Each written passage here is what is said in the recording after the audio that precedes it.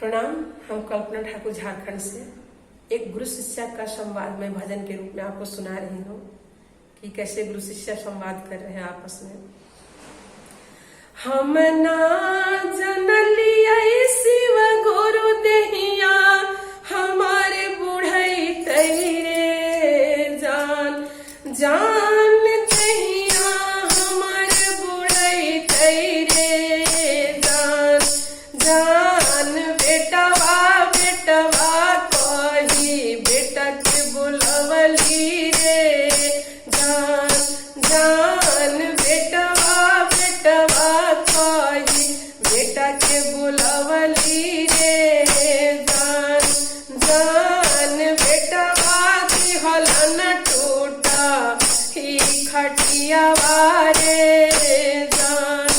जान बेटवा दिहल न टूटा ही खटियावा रे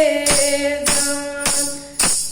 बेटिया बेटिया कही हम पुतहिया के बोलवली रे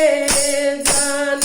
जान पुतहिया दिहल नटिनवा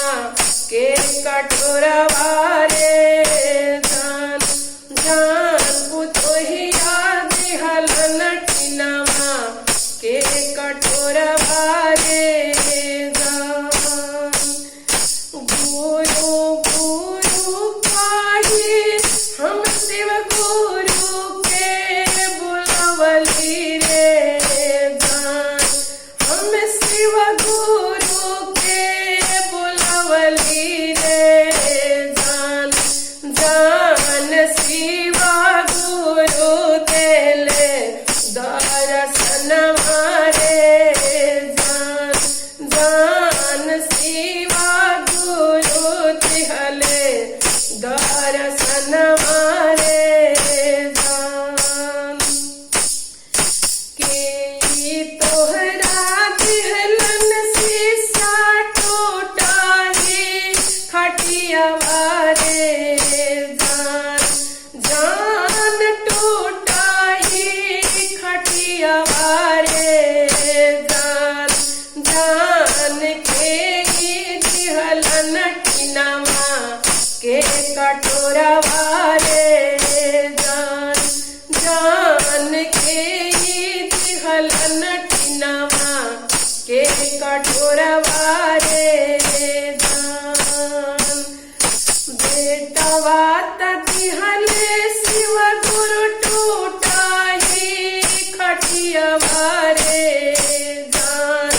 जान टूटाही खटियावा रे जान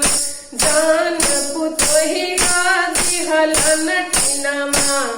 के कटोरवा रे जान जान पुतहिया दिहलन टिनवा के कटोरवा रे जान बेटवा हाथिन शिव गुरु दिला के टुकड़वा रे जान जान दिला के टुकड़वा रे जान जान पुतहिया हाथिन घर के लक्ष्मीनिया रे जान जान पुतहिया हाथिन घर के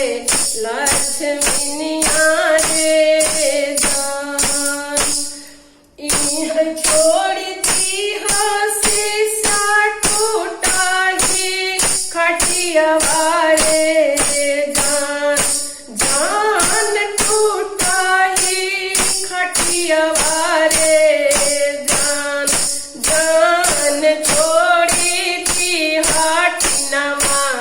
के कटोरवा रे जान